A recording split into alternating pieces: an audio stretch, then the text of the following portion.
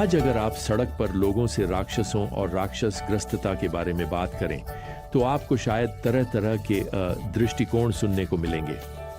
अधिकांश लोग इसे कल्पना और डर के बीच कहीं ना कहीं मानते हैं।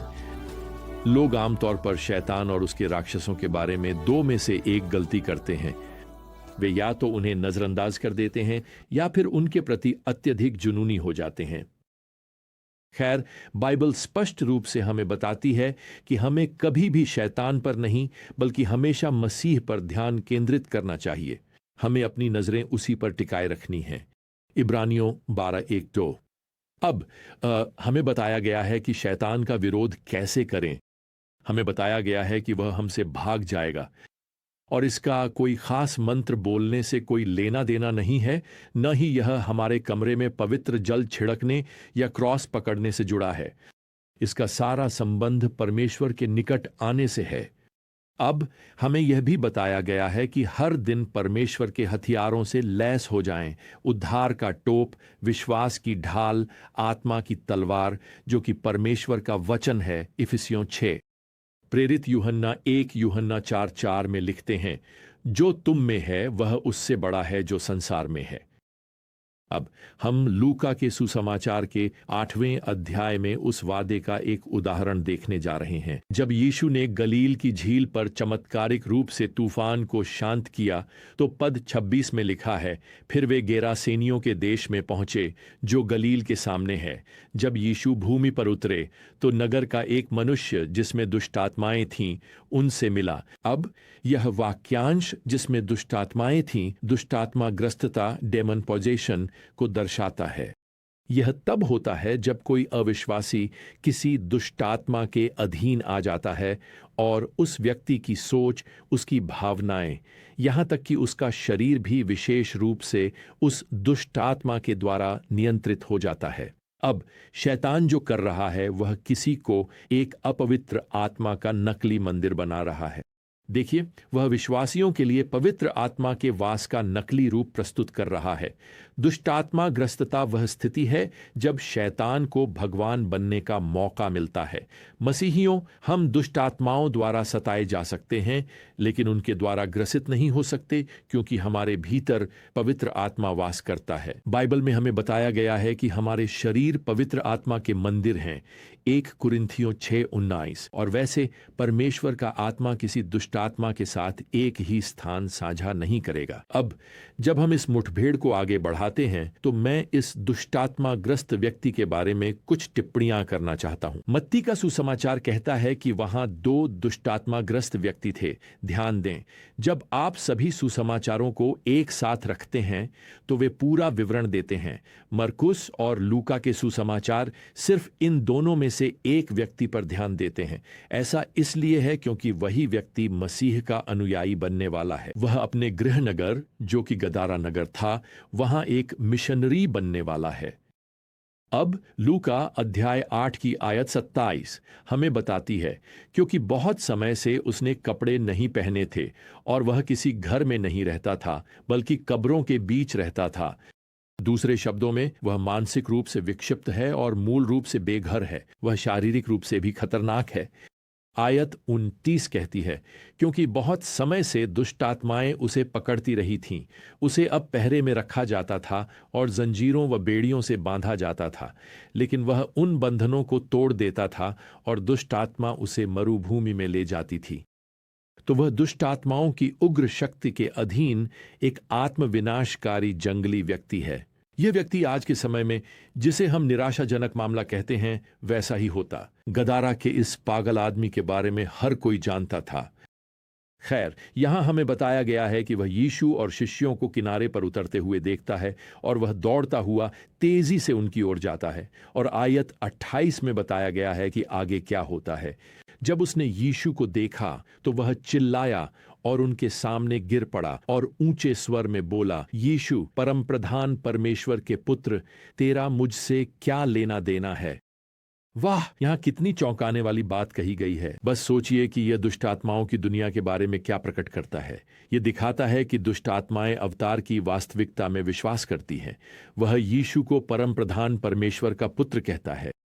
वह जानता है कि वह किसी यहूदी रब्बी, भविष्यवक्ता या अच्छे शिक्षक के चरणों में नहीं गिर रहा है, बल्कि स्वयं परमेश्वर, देहधारी परमेश्वर, परमेश्वर पुत्र के सामने गिर रहा है। मत्ती के सुसमाचार के वर्णन में यह जोड़ा गया है कि ये दुष्ट आत्माएं उस व्यक्ति से चिल्लाकर कहती हैं, क्या तू हमें समय से पहले यातना देने आया है? यह मत्ती 8:29 है। दूसरे शब्दों में यह दिखाता है कि दुष्ट आत्माएं भविष्यवाणी की घटनाओं में विश्वास करती हैं। दुष्ट आत्माएं मानती हैं कि यीशु अंतिम न्याय से पहले, जैसा कि प्रकाशित वाक्य अध्याय 20 में वर्णित है, जब दुष्ट आत्माओं को नरक की आग में डाला जाएगा, उन्हें दंडित करने के लिए आ गए हैं। खैर, यहां लूका के वर्णन में पद 31 में वे यीशु से विनती करते हैं कि वह उन्हें अथाह गड्ढे में जाने का आदेश न दें। अथाह गड्ढा का शाब्दिक अर्थ है जिसकी कोई तली नहीं।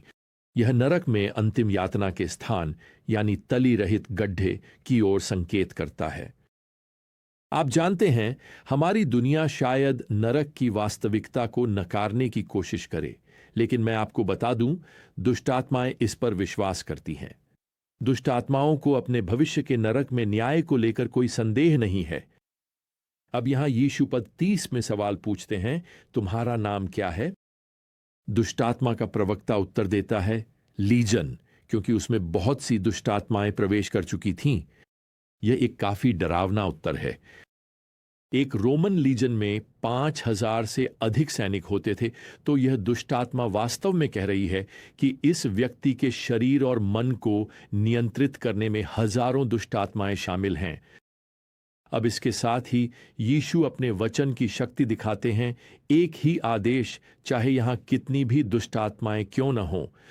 पद 32 में लिखा है, अब वहां पहाड़ी पर सुअरों का एक बड़ा झुंड चर रहा था और उन्होंने उससे विनती की कि वह उन्हें उनमें प्रवेश करने दे, तो उसने उन्हें अनुमति दे दी। तब दुष्टात्माएं उस आदमी से निकलकर सुअरों में प्रवेश कर गईं और झुंड तेजी से ढलान से नीचे झील में जाकर डूब गया। अब मरकुस का सुसमाचार हमें बताता है कि इस झुंड में लगभग 2000 सूअर थे। यह एक गैर यहूदी क्षेत्र था। कुछ बाइबल विद्वानों का मानना है कि वे पास के किसी यहूदी उहु लोगों या यहूदी समुदाय के लिए काला बाजार चला रहे थे। तो स्पष्ट रूप से कुछ इतने आस्थावान यहूदी लोग नहीं थे जो इसमें शामिल थे, क्योंकि उन्हें सूअर का मांस नहीं खाना चाहिए था। अन्य लोग मानते हैं कि किसान खुद यहूदी थे जो उस क्षेत्र में हैम सूअर का मांस उपलब्ध कराने का अच्छा खासा व्यापार चला रहे थे। किसी भी तरह से देखें, प्रभु न केवल इस व्यक्ति को मुक्त करते हैं, बल्कि इस क्षेत्र का न्याय भी करते हैं, क्योंकि उन्होंने मूसा की व्यवस्था के प्रति विश्वासघात किया था। तो यहां पद 34 में चरवाहे शहर की ओर भाग जाते हैं।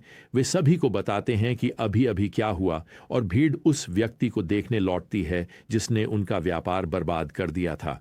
पद 35 में लिखा है, वे यीशु के पास आए और उस व्यक्ति को जिससे दुष्टात्माएं निकल गई थीं, यीशु के पैरों में बैठे हुए, वस्त्र पहने और सही होश में पाया, और वे डर गए। और जिन्होंने यह देखा था, उन्होंने उन्हें बताया कि किस प्रकार दुष्टात्मा ग्रस्त व्यक्ति चंगा हुआ था। तब गेरासीनियों के आसपास के देश के सभी लोगों ने उससे, अर्थात यीशु से, उनसे चले जाने की विनती की। तो इसे यहां समझिए, यहां यह पागल व्यक्ति है जिसकी जिंदगी यीशु की शक्ति से बदल गई है, और इन सभी लोगों के दिमाग में बस यही बात है कि यीशु ने उनका व्यापार बर्बाद कर दिया। अब यहां एक और गहरी समस्या है। उन्होंने 2000 सूअरों को एक पागल आदमी की जान से ज्यादा कीमती समझा, और मुझे कहना पड़ेगा, यही असली पागलपन है। पद 38 हमें बताता है, जिस आदमी से दुष्ट आत्माएं निकली थीं, वह यीशु के साथ रहने की विनती करने लगा, लेकिन यीशु ने उसे यह कहकर भेज दिया, अपने घर लौट जाओ और बताओ कि परमेश्वर ने तुम्हारे लिए कितना कुछ किया है। और वह गया और पूरे नगर में प्रचार करने लगा कि यीशु ने उसके लिए कितना कुछ किया है। तो अब वह पागल आदमी राजा का संदेशवाहक बन जाता है।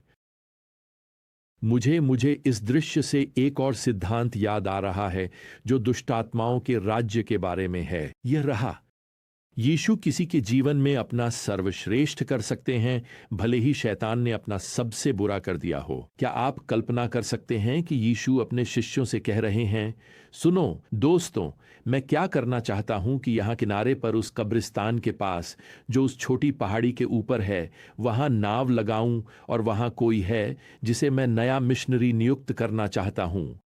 और तभी यहां यह पागल आदमी चिल्लाता हुआ, शायद नंगा, पहाड़ी से नीचे उनकी ओर दौड़ता हुआ आता है और यीशु कहते हैं, देखो क्या बात है, वह तो आ ही रहा है। हा हा हा हा हा। अब सुनिए प्रियजनों, यह आदमी ठीक आपकी और मेरी तरह कभी शैतान के हाथ में एक ट्रॉफी था और अब हम सबकी तरह वह भी एक ट्रॉफी है। वह मसीह के हाथ में अनुग्रह की ट्रॉफी है और वैसे उसके पास वही जिम्मेदारी है जो आपके और मेरे पास है, अपने शहर, अपनी दुनिया के हर व्यक्ति को बताना कि यीशु परम प्रधान परमेश्वर का पुत्र है, कि उसने आपको छू लिया। शायद आप भी वह निराशाजनक मामला थे, लेकिन उसने आपको छुड़ाया और आपको आजाद कर दिया। तो हमारे अगले विजडम जर्नी तक प्रियजनों, प्रभु यीशु मसीह का अनुग्रह, परमेश्वर का प्रेम और पवित्र आत्मा की संगति आप सभी के साथ बनी रहे। आमीन।